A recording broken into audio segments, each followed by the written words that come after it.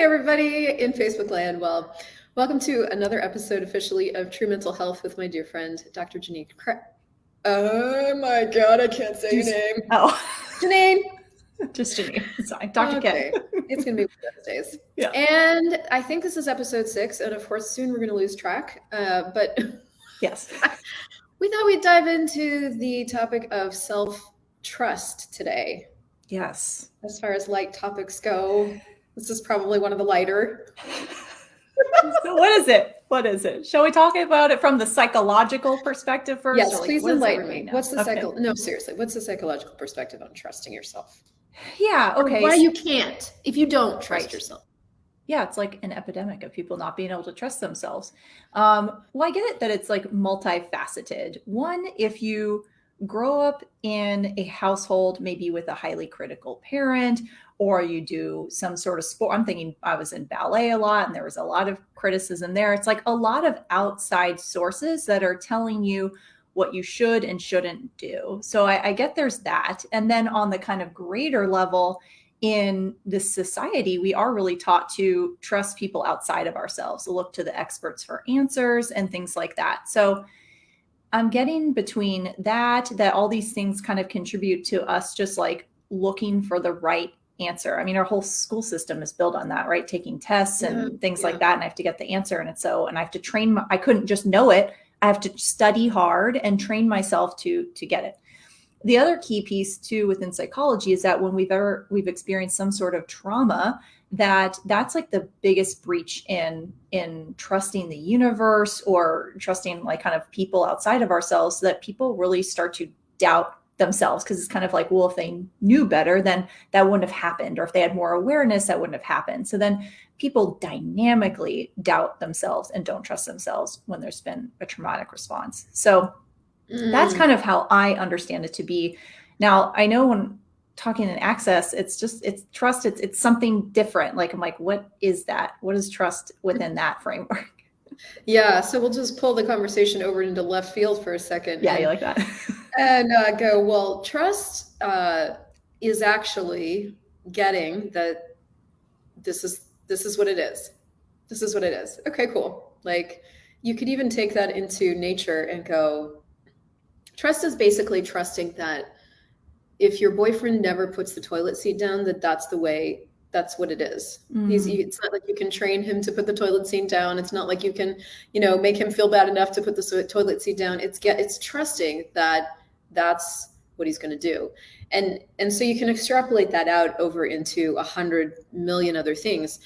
I think where this really came from for me was I was looking at how much today we are being brainwashed, from my point of view, absolutely, to not trust ourselves, to not trust our bodies, to not trust what we know about what's occurring in the world today, to basically not trust anything, and to only trust what we're being told and what other people are calling science and facts and all of that stuff. And regardless of my point of view on any of that, I think the bigger conversation is what's functional here, right? So we said, like, we created this show because we wanted to look at these big concepts and look at, okay, from a psychological point of view, this is sort of where psychology comes from on it. And this is kind of the consciousness or access consciousness take on it. But from no perspective, looking primarily at, like, does what we've learned render us functional? And I think this is really what struck this chord in me this last week as we were looking at topics, was like, we're being rendered unfunctional. We're being taught and told that we cannot trust ourselves, that we must trust what information is coming out from this or that organization. And it's because this or that organization is trustworthy. And here's why. And so it's this whole, and if you don't have the tools of consciousness, if you have never been empowered to know that if you've never even learned the symptoms of awareness or the signs of awareness, if you aren't even shown that having awareness is a possibility, then you're either going to be confused or stressed or worried or in some kind of non-functional state of being. And that was really why I wanted to have the conversation, because I'm like, what if we could what else is possible with that we haven't considered, you know? Yeah, what I was really getting as you were talking was kind of like, okay, so we're in this environment, at many different levels that kind of almost promotes us to doubt ourselves. Yes. And then we make ourselves wrong for it. It's like, well, I have like doubt issues or I have self-trust issues, and now I'm the wrong one and I need to fix it, right? Not even looking that we're literally in a program that Yeah. is promoting that. That's like creating it. It's kind of like we're functioning from the program, yet trying to reprogram. And so then people kind of get very confused within that. Yeah, and I would say it's not even that, like I would like everybody watching this not even to take away, oh my God, we're in a program. Don't even go there for a second, and let's dial it right back and go, how can you know for you what's true for you and what's not true for you? I think to me that's like the fundamental thing, because I definitely have opinions about everything that's going on in the world. I have opinions. I have preferences. I've got all those things. But it's like, what's the bigger conversation? And I know you and I have had a lot of conversations where, an energy of doubt would come up. And my first question is, well, what do you know? So it's like, I don't know. Can you talk a little bit about for yourself this conversation of knowing and training yourself, your signs of knowing, or I don't even know how to say that exactly, but like, what are you discovering as you're sort of embarking on this knowing rather than doubting journey? Yeah, yeah. Well, I got that early on when you used to ask me those questions, I'd be like, what are you talking about? Knowing? I can't know. And like boundaries would go up probably. And then I would go immediately into my head to try to figure it out. Like, Right. what have I learned here about this? What does this person say about this? It was not like the innate just knowing. And I'm getting the sense that it's almost like not even a feeling. It's really hard to even put words to, because it kind of pops. And it's just like, oh yeah, that. And I'm really playing around with it with things that might be less significant, like when I'm looking for an Airbnb to stay at or something like that, where I'm like, what's going to create the greatest here? And it's like, oh, you're popping out at me. Okay, just go with that. Rather than before, I was the one to do all the research and make sure that I like figure out what was the best option. And so just kind of allowing myself to play with it is really where I'm at with it. But there's still the doubt that comes up that I'm doing less of. And what else could I choose? So for those of you guys watching, if you do want to start to play with something absolutely totally different, and you want to start kind of and I do mean just play with it, you can start to look at doubt as a distractor implant. This is access consciousness, take it or leave it. I don't have a point of view. But what I started to get from the access consciousness stuff was instantaneous freedom and space of being. So like when a distractor implant comes up, like doubt or fear, and then I'll go into another simpler part of this conversation, you can literally go, all the distractor implants creating this, and then use the access consciousness clearing statement, which is right, wrong, good, bad, pod, poc, all night, shorts, boys and beyonds. That's one of the very, very different tools that you can use when those energies come up.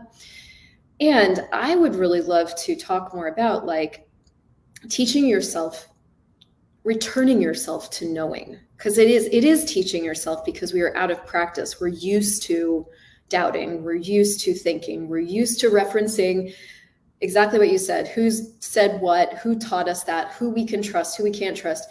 But it's like, if you really truly want to walk through the world and know, something else has to be available, some other guidance system has to be available. Otherwise, we're constantly going to be judging who we can trust and who we can't trust, and based on what logic. And what I've started to discover is that logic and reference points aren't as reliable as my sense of things.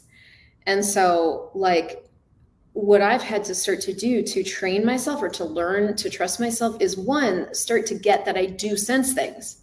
Like it isn't just a thinking, feeling, emotional world. I actually do sense when something's on or off, but it's very subtle. Like it isn't that I think the thing that's so enticing or addictive about thoughts and feelings and emotions is that they're very intense and they've got a lot of density to them. And so you can feel them.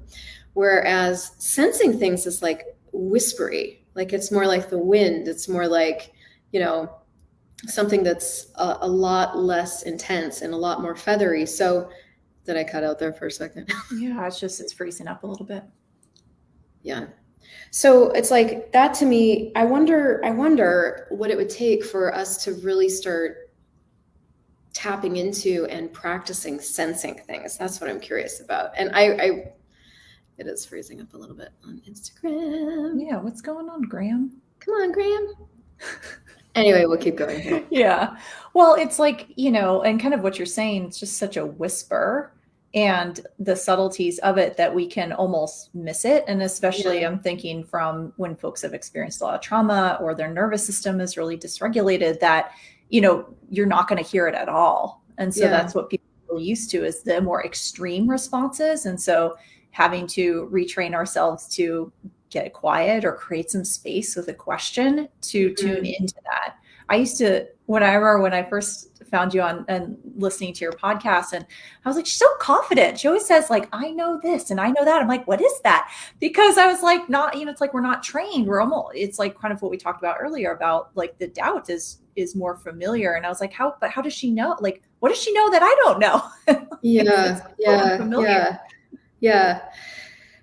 Wow. Yeah. And I mean, I didn't start out that way. Like when I came in, like I've talked about this before, but like when I found Access Consciousness, this was my sort of entry point into learning number one, that I was aware. And I guess I would ask any of you guys watching any of our shows to go, wow, that piece, look at whenever we say something, if it makes you lighter or not. That's the thing about information. If it hits your world and it creates a sense of lightness, then that's what's true for you, even if it's strange. And so please, with everything we say, look at, okay, if I say something that you had never considered before, or any of us say that, and it makes you lighter, then there's something there that's true for you. So I kept being in these classes and they would keep saying things that were super different, but kept making me lighter. And I was like, well, I don't get that. And I don't understand it. And I have no reference points for what you just said, but I keep getting lighter with this conversation. And that's what's true for you. That's how you can know when something is true for you. And so I took that into, and I still do this, into every single scenario. And I started to learn to that I could trust that, because I would see the results of following what was lighter, and it was always greater. So and so I think that's the thing, is like, you kind of have to start somewhere and like, well, what if you just played with for a minute that what makes you lighter is true and what makes you heavier isn't? What if you played with that and started to discover what occurs? Because then if you do start to discover that what makes you lighter is true for you, then it was for me, that there was a lot of things in my world that I was buying that were really, really heavy, but I bought them as true because of who they came from, or how they were said, or the fact that I couldn't be trusted. Like I had all these underlying points of view about me.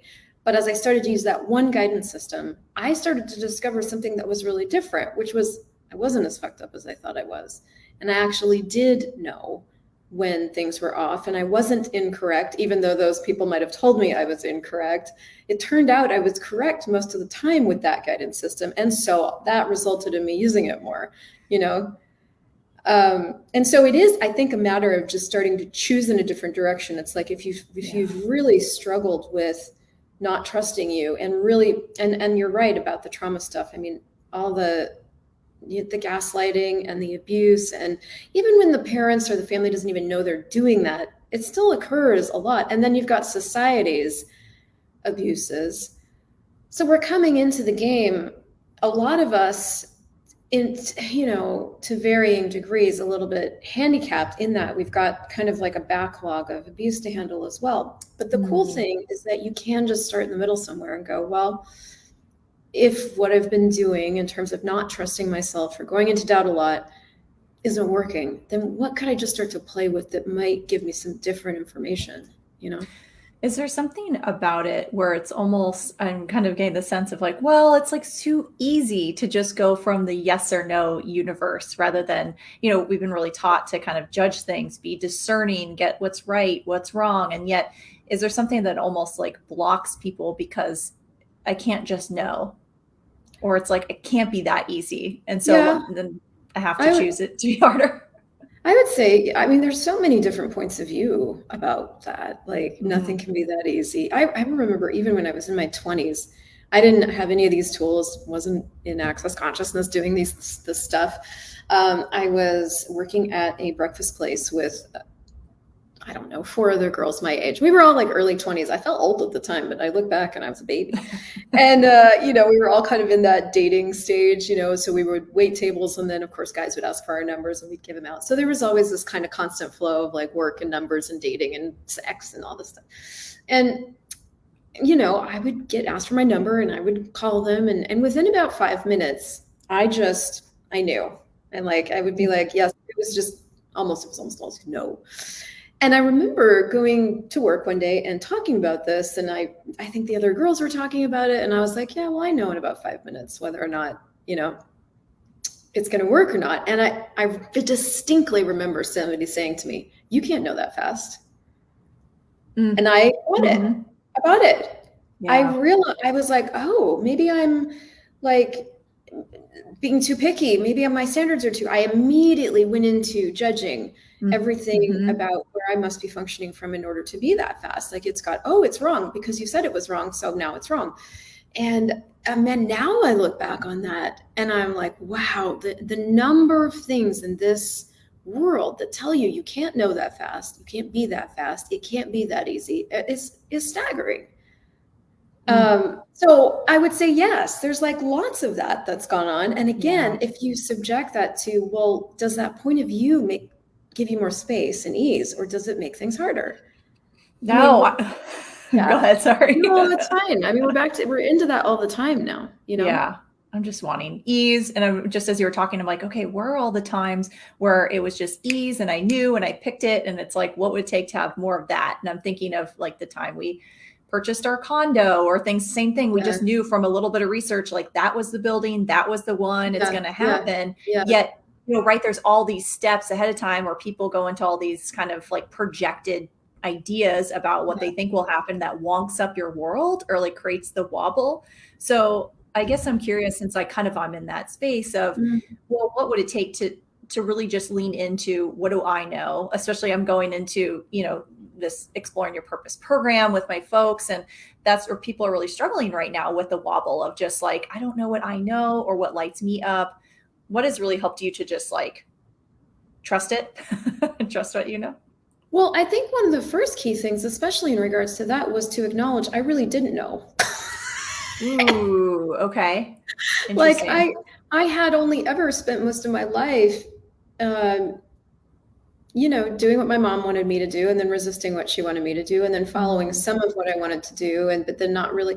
I'd never really explored truly what I wanted to do, what I wanted to create in the world, And it really, again, it wasn't until Access Consciousness that I stumbled on and read Right Riches for You by Gary Douglas. And he's got this one Access Consciousness clearing in there that goes, what would it take to be willing to live the energy of what I would like my life to be so that it can show up for me in totality. And then everything that doesn't allow it, and all of the thoughts and the feelings and the emotions and the no receiving I'm using to reject it and refuse it, I destroy and uncreate that. And then the clearing statement, right, wrong, good, bad, POD, POC, all nine shorts, boys, means. And if you guys want to read more about that weird thing, you can go to theclearingstatement.com. But when I was reading that book and I was really looking for, because I was constantly being asked, well, what do you want to create? What do you want to create? And I'm like, I was bashing around in the chef's kitchen of the universe, just kind of creating what sounded fun at the time. But in truth, very unclear about that. So he recommends you do that 30 times a day for 30 days, and you'll have a greater sense of what you want to create. And it was true. I ran it out loud 30 times a day for 30 days, and I came out with like no doubt. Doubt went away. I just knew the things and choices that I would have in front of me that were clearly a match for this just were easy. And the ones that didn't match it just simply kind of fell away or were super obvious that it was a no. So it's like my sense of things got much greater, and I just had a sense of clarity and a sense of knowing and a sense of empowerment. And so for me, that was one thing in the line of a bunch of things that I did that really stands out as something I really did have to do in order to get access to that sense of things, because we've had it covered over with all the things we've been through, and we've covered it over ourselves with all of the doubt and the, the self-destruction that we've done. So we have a lot of us have a lot of unconsciousness on top of what's really true for us and what we would really like to function from, and what we would really like the world to be like. So I think that's the first key thing. It's like kind of going, well, you may not know, I love it. Okay. So like in psychology, the tools are to rebuild your self-trust is to, kind of make small doable commitments to yourself and follow through. Right. So kind of this idea, you're going to return to self-integrity, starting to trust yourself by just following through with what you say. Now, I'm curious because it's like, I'm getting that like, well, that gets part of it. And the tool you used, which is like a clearing. And if you could explain too, especially to my audience as well, like I know, like kind of like, what is it where you ask an energy and then you clear it with that statement, like utilizing that tool instead? I'm just kind of looking at, what is the functionality, what's going to work the easiest. Yeah. Well, I think you have to look at what works for you. Always look at what works for you. Like, I wouldn't say returning to trusting you is an overnight thing in that you just wake up one day and you're like, screw it, I'm a gift. Although I do encourage you to wake up one day and just go, never mind, I'm a gift. But it was definitely a process. And so I would say, start down the path that's going to work for you. What my favorite thing about Access was these tools are so strange, but they would do it faster. And when you do something like a clearing, what you're doing is you're bringing up an energy of something. So in this case, what would it take to be willing to live the energy of what I'd like my life to be, blah, blah, blah. Bring up that energy, and then you clear it out. And what that does is kind of like if you had a block of, if unconsciousness was Parmesan, and you were covered with huge wheels of Parmesan, what you're doing is you're taking a cheese scraper to the unconsciousness to get to you. And that's how it works. So when you are living unconsciously and you can't seem to get to conscious, then that's what you do is you can use a consciousness tool to kind of scrape away the unconsciousness so that you get more clarity and more ease of choosing and being and all that fun stuff. But that's not everybody's pathway. I mean, another thing that I've really done is like, well, if I've asked myself a really different question with things of like, well, if I trusted myself, what would I choose? I love that. Because we don't tend to ask ourselves that question. We're just like, well, what should I choose? Or what's the right thing to choose? Or what's everyone else choosing? Or what are you doing? Instead of, well, if I trusted me, what would I choose? We're like so not practiced in asking ourselves that question. And to me, that's always been a stimulator of choices I didn't even realize I had available to me. Yeah. So that's another way you can start as well. Yeah. I was really getting kind of in the sense of even what we're creating with this show, where we were like, well, there's really no reference point for it that we know of, because it's like, I haven't heard of anyone else kind of talking about it in this way. So it's kind of like we could go into all this doubt or questioning, well, what are we doing? It's not the right thing because no one else is choosing it. And it's like, what do we know? And I was really getting that it's just, I know it's something. I can't tell you how, I can't tell you what, I just know it's like energetically it's something. So it's like just following that and then gain more awareness, kind of how we're like, oh, well, it's more about the functionality of things. And then we'll get more awareness as we just kind of keep choosing along the way. What are you playing with right now, like with trusting you? I was getting just showing up. Yeah. Like just keep showing up. Be willing to just keep choosing, because so many times I was paralyzed in not choosing because I was afraid of getting it wrong. And so it's just been such a gift, when you had said, well, the willingness to do it wrongly, do it badly, do it poorly, do it anyway. That's just been because like the more I show up or, facilitate bigger groups, and if things, I feel nervous or my throat closes up or whatever, I'm just like, I don't care. I'm choosing it anyway. I'm just going to keep showing up, like whatever that is. And so that's where it's kind of like, to me, the practice of just continuing that's a very pragmatic way for me, is just choose it, choose again, choose again, choose again, and I'll get more clear. Me too. That's a huge thing that I've done too. And, everybody's life is so different, but I had created the necessity of money, which sort of made me force my own hand to continue to choose. And so, if you guys are there, that's a really effective way of learning whether or not you can trust yourself. If you backed yourself into a corner, well, just start choosing, because you're going to learn stuff about yourself. You're going to learn whether or not you actually let yourself fall. That was a huge thing. I had the point of view when I found Access Consciousness that I was going to either be destructive. This was all unconscious, but it sort of came to the surface. If I had more power, or if I had more power, that's probably what it is. Because why would we doubt ourselves? Like, if we would only doubt ourselves if we aren't, can't, shouldn't be trusted, like, you know?